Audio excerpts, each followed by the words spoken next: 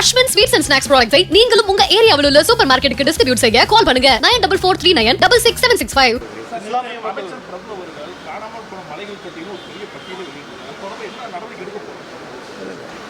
அதற்கான உரிய சட்டங்கள் இயற்றப்படும். அது எப்படி எடுக்கப்பட்டது என்பதை துறையின் சார்பாக நடவடிக்கை மேற்கொள்ளப்படும். அதற்காகத்தான் நேற்றைய தினம் கேட்கின்ற போதே தெளிவாக சொல்லியிருக்கிறார்கள். எத்தனை வித்தியாசத்தை பற்றி சொல்லுகிற போது அரசு பணிகளுக்காக எத்தனை கோடி யூனிட் எடுக்கப்பட்டது,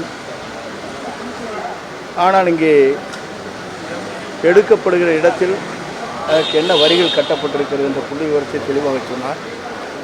ஏறத்தாழ 18 மலைகள் காணாமல் போய்விட்டது என்று கூட சொல்லியிருக்கிறார். அதற்குரிய நடவடிக்கை விரைந்து அவர் எடுத்து வருகிறார். தமிழ்நாட்டை பொறுத்தவரையிலும் நமக்கு தேவையான இயற்கை வளங்களை பேணி காக்கப்பட வேண்டும் என்ற நோக்கத்தோடு தான் அண்டை நாடுகளிலிருந்து இறக்குமதி செய்யலாம் என்று கூட நேற்றையும் அறிவிக்கப்பட்டிருக்கிறது. குறிப்பாக இன்று கேரளத்திற்கு கூட நம்முடைய தமிழ்நாட்டில் இருந்து அண்டை மாநிலங்களாக இருக்கின்ற கேரள மாநிலத்திற்கு கிட்டத்தட்ட ஒரு 20 நாட்களுக்கு முன்னாலே ஒரு ஆணை பிறப்பிக்கப்பட்டிருக்கிறது.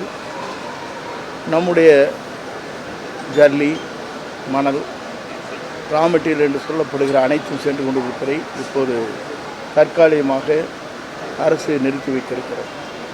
ஆனால் நேற்று வந்து சட்டசபையில் உங்கள் கட்சி ஆட்களை விலை கொடுத்து வாங்க முடியாதான்னு எடப்பாடியார் கேட்கிறாரு. இல்லை, அவருக்கு அவருடைய நிலைகள் வேறு, நம்முடைய நிலைகள் வேறு, அவருடைய எண்ணங்கள் வேறு. அந்த எண்ணத்தின் அடிப்படையில் தான் பல பேர் வெளியே வந்தார். இன்றைக்கு 6 பேர் வெளியே வந்திருக்கிறார் என்று சொன்னால் அதற்கு காரணமே திராவிட முன்னேற்றக் கழகத்தோடு இணைந்து முதலமைச்சர் பொறுப்பை ஏற்க வேண்டும் என்று நிலைகள் வந்ததற்கு பிறகுதான் அந்த மாற்றங்கள் ஏற்பட்டது. இதை பற்றி நம்முடைய தோழமை கட்சி முதலில் விளக்கியிருக்கிறார். அவரிடத்திலும் கூட வேண்டுகோள் வைக்கப்பட்டிருக்கும் என்று நான் கருதுகிறேன். அவர்தான் இந்த கருத்தை சொன்னதற்கு பிறகு எங்களோடு இணைந்து இன்றைக்கு அமைச்சரவையில் இடம்பெற்றிருக்கின்றனர். இந்த சட்டசபையில் வந்து அதிக அளவில் அவை குறிப்புகளிலிருந்து நிறையா விஷயங்கள் நீக்கிறது வெளிப்படையாக தெரிகிற மாதிரி இருக்கு. எப்போதுமே இதுபோன்ற நிலைகள் தொடர்ந்து நடைபெற்றிருக்கிறது என்பது நான் அறிவேன். பல நாட்களாகவே முழுமையாக கூட ரத்து செய்ய அங்கே நீக்கப்பட்டிருக்கிறது. ஆனால் இன்றைய நிலை பார்க்கின்ற போது சட்டமன்றத்திலே பேசியதற்கு பிறகு நாம் நீக்கப்படுகிறோம். அது நேரடியாக ஒளிபரப்பு செய்யப்படுகிற காரணத்திலையும் மக்கள் பார்த்து விடுகிறார். ஆனால் சட்டமன்ற பதிவேட்டிலே இருக்கக்கூடாது என்பதுதான் மரபு. இந்த மரபின் அடிப்படையில் சட்டப்பேரவைத் தலைவர்கள் அவரை இன்றைக்கு வரையும் எல்லோரும் பாராட்டுகின்ற அளவுக்கு அவருடைய நடவடிக்கை மேற்கொண்டு வருகிறார். நம்முடைய தமிழக முதலமைச்சரை பொறுத்தவரும் சிறந்த ஆட்சியை தமிழகத்திலே தர வேண்டும், நேர்மையான ஆட்சியை தர வேண்டும் என்பதிலே தெளிவாக இருக்கிறார். வெளியே வந்துருது, அது வந்து அப்படி போடக்கூடாதுன்னு சபாநாயகரும் சொல்லியிருக்கிறாரு. பட் அதை ரீல்ஸ் மூலியமா அந்த அவை குறிப்புகளை நீக்கப்பட்ட விவகாரங்கள் அனைத்துமே ரீல்ஸ்ல வந்து நிறைய மில்லியன் வியூஸ் போற அளவுக்கு எல்லாமே இருக்கு. அது அப்படி பண்ணக்கூடாது, அப்படி வந்தா நடவடிக்கை எடுப்போம்னு சபாநாயகர் கூட சொல்லியிருந்தாரு. இது கட்டுப்படுத்துறதுக்கு, இந்த சமூக வலைதளங்களை கட்டுப்படுத்துறதுக்கு என்ன நடவடிக்கை எடுக்கும்? செய்தித்துறை அமைச்சர்கள் அதுக்குரிய நடவடிக்கை மேற்கொண்டு வருகிறார்.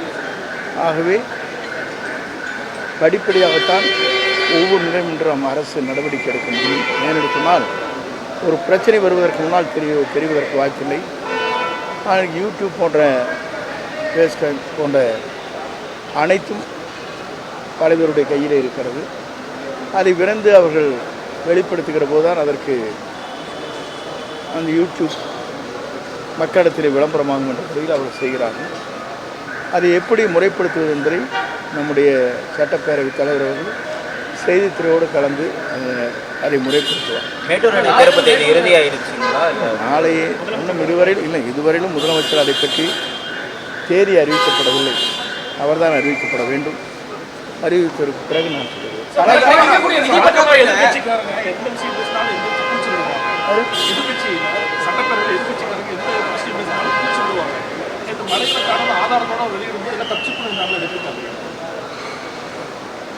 அவர் ஆதாரத்தோடு சொல்லியிருப்பது மலைகளை காணும் என்று சொன்ன உடனே அவர்களுக்கு இது யார் அதற்கு உடந்தையாக இருந்தவர் என்பதைத்தான் காண வேண்டுமே தவிர, ஆகவே அவர் அமைதியாக பார்த்து கொண்டிருக்கிறார். அதையும் அவர் தெளிவாக சொன்னார். எல்லாம் இருப்பதெல்லாம் பினாமி பேர்லேயே தான் இருக்கிறது என்று கூட சொல்லியிருக்கிறாரு. போகத்தான் அதை பற்றி தெரியும். அதே மாதிரி G2 விவகாரம் கூட சட்டசபையில் பேசப்பட்டது. அது வேலுமணி வந்தால் சொல்லுவார். அது அஸ்வின் ஸ்வீட்ஸ் அண்ட் ஸ்நாக்ஸ் ப்ராடக்ட்ஸை நீங்களும் உங்க ஏரியாவில் உள்ள சூப்பர் மார்க்கெட்டுக்கு டிஸ்ட்ரிபியூட் செய்ய கால் பண்ணுங்க 9443966765.